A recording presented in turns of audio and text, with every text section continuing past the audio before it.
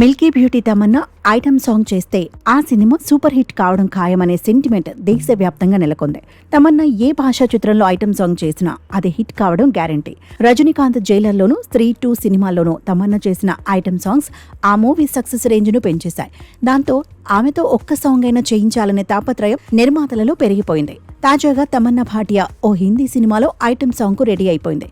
అయితే దీనిని promotional song గా మేకర్స్ ఉపయోగించుకోబోతున్నారు.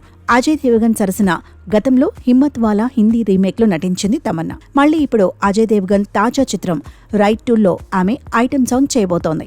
ఈ పాటలో తమన్నాతో పాటు యోయో హనీ సింగ్ కూడా నర్తించబోతున్నాడు.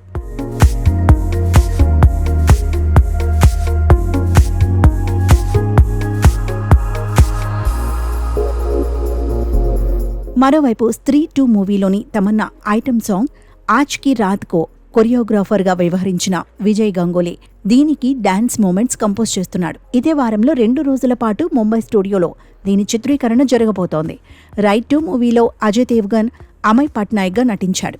2018లో వచ్చిన రైట్ సినిమాని ఆ మధ్య రవితేజ మిస్టర్ బచ్చన్ పేరుతో రీమేక్ చేశాడు.